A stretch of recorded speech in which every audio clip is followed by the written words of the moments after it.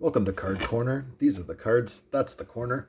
Today I've got these History Channel Anachronism cards I found at the local Value Village. I'm a big fan of learning about history, and this seems like it wasn't like aliens type History Channel, but actual history, so that would be cool to check these out. I did not know that they made a trading card game. I think that's pretty wild. They took the liberty of sleeving these for me, whoever had them before. They're so thick, man. Like they're way thicker than like a magic card or something. Let's see what I've got.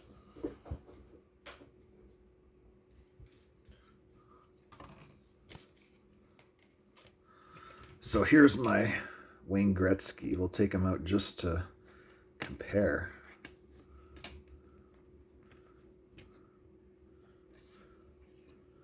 Like, look at that difference. That's crazy. So right off the bat, they're like 3 times as thick as a regular trading card. I wonder, like, to what extent those sort of design choices have to do with the success and failure of these trading card games. I also noticed that they got like the pointy sides, which is definitely like not a choice that you see them making that much these days. So they would get like, it'd be harder to keep them like in good condition, and you'd be able to tell like from the corner where like which card was which. So we've got Goran No Show here. He showed up in our pack of cards. The Book of Five Elements represents Musashi's thoughts on how to win in every possible situation. So we've got a historical document card here. Miyamoto Musashi, samurai. Here we've got Sverd. Forged twisted rods of hard and soft iron make this sword flexible and highly durable. It's kind of cool if it's like just like a very well researched historical premise. So you can have different weapons and books, and looks like this is a person. Chahua Pahu Chanksa. Sorry about that. He is a Native American, or no, sorry, it's a weapon. I thought it was a guy, but it is the Native American weapon. Learning to fight against the Pawnee, Crow, Utes, and Shoshones, Red Cloud turned his experience against Lieutenant Colonel William Fetterman, crushing his troops and forcing the United States government to reconsider their Wyoming and Montana expansion plans. It's pretty cool. They're also all, it seems, foiled, so they went all out for this set with the stock. So here's some Native American armor. It is Nape Luta Wahachenka, reserved for those who had successfully provided for their people in peacetime. The markings represent wisdom, responsibility, and resourcefulness. While at war, they mean strength, courage, and cunning. Pretty cool. Here we've got an Irish armor. Mel na Lube. The Norse invaders of Ireland were so well equipped that only the Irish nobility could afford to arm and armor themselves in a similar fashion.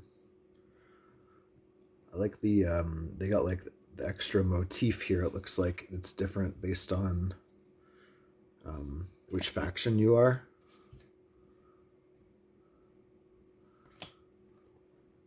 I like the Irish one. That is sort of like the old monk books. I think they'd call it a cloisonne, which is fear of empty spaces. All right, here we've got a Native American warrior. Looks like it's our first guy card, and it is Mapia Luta.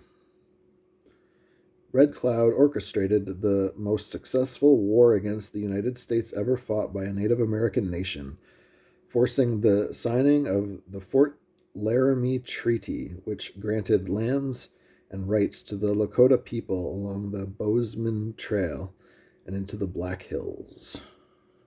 So, I don't know anything about the rules to this game, but it looks like down here we've got some kind of like health and attack and a couple other stats here. I did, when I was looking up, see that this refers to like some sort of grid that you would place them in.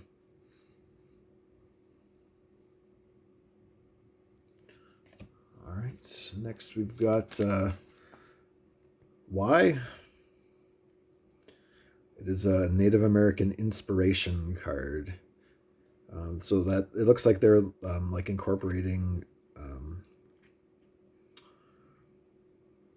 like folklore and that kind of stuff in here too, which is pretty interesting.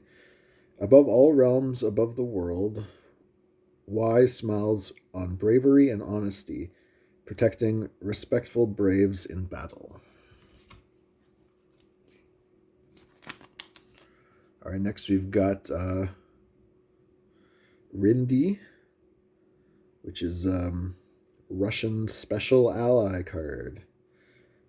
The Tsar's bodyguards were never far from his person. So it looks like these guys were the Royal Guard. Next we've got Skjold, Norse. Looks like this one's from the Norse faction. These flat, round, single-layered shields line the gunwales of long ships and accompany Norse warriors into battle. Nice shield card there. Here we've got Bernies. Bernies are thousands of interlocking rings make this chainmail coat worth its weight in protection. I think the idea that you could kind of learn a bit while you play a card game is kind of cool. You're like, if you're like memorizing the names of like old historical figures, it instead of just random names they made up to put beyond magic cards, like that seems like a good thing. On the beaches of Clontarf on Good Friday, April 23rd, 1014, Norse power in Ireland was shattered completely and forever in one of the bloodiest battles ever fought on Irish soil. Ooh.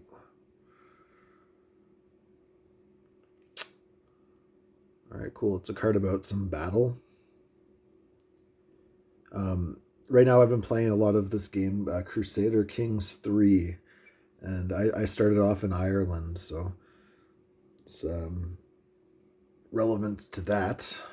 It takes place 1014 is like right in the middle of when that game takes place. So here we've got Grindle, a Norse inspiration quest. Grendel the Giant will dine with anyone who enters his hall after dark.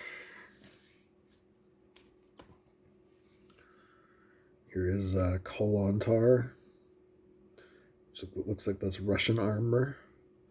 The most exquisite Kolontar were reserved for the Tsar, and could fetch a price that was thousands of times more than an ordinary person would expect to earn in a year. I wouldn't want to need one of those. Shapaga, which is a Russian weapon.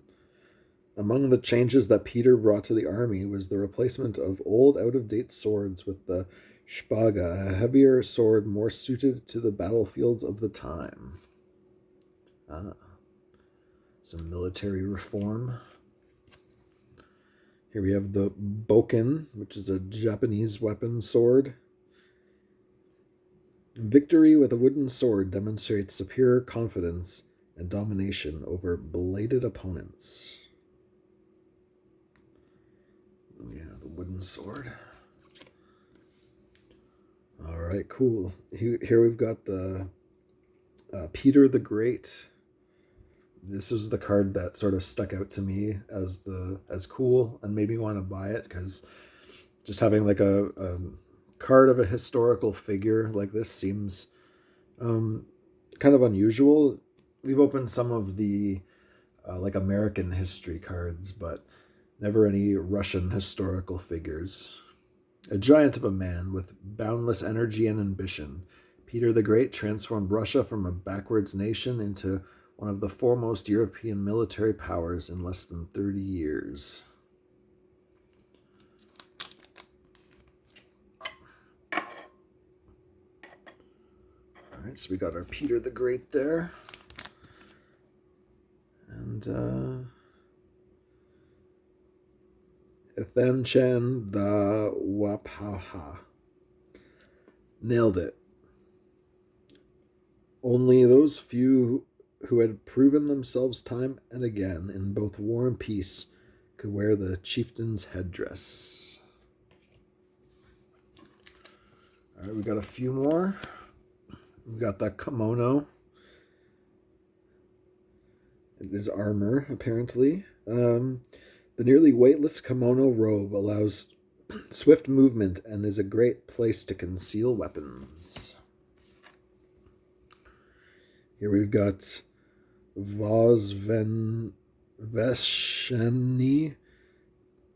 Posolstvo, who is a Russian inspiration quest card.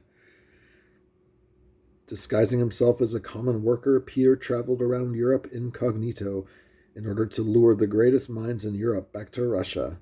He was met with incredible success. All right, here is Ard Ry, hopelessly bound up in an honorable code of warfare and a paradoxical tradition of timely betrayal and constant antagonism. The Celts of Ireland seemed almost inured to the possibility of unity under a high king. I did unite Ireland, but then some stuff in the game happened, and I was then relegated to mostly just Scotland, and then took back Ireland as a Scottish heir. Crazy game. Crusader Kings 3. Kba Moore. The term Kba Moore translates literally to large sword. So great an impression did these weapons make on the English that the Gaelic term was anglicized to claymore. Claymore. I've heard of the sword, but I've never heard of the name origin, so now I have. Here is Brian Boru, who's an Irish warrior. Brian, as a child, witnessed the death of most of his Dalkay tribe, including his mother, at the hands of the Norse. His vengeance set him inexorably on the path towards becoming the first and only true High King of Ireland. Brian Boru. There's a guy named King Roy in my game. He really wanted to take Ireland from me, but he never did.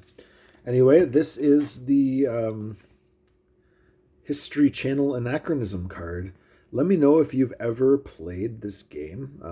I'd be interested to hear how it plays, if there are any good fans of it out there. Let me know what you thought of just the general idea and seeing these cards. And if you want to trade for any of them, the information on how to do that on the About page is on the About page of my YouTube channel. I'm probably going to hang on to this Peter the Great card. It seems like it would have a nice space in my trade binder. Make sure you like and comment on the video, and take it easy.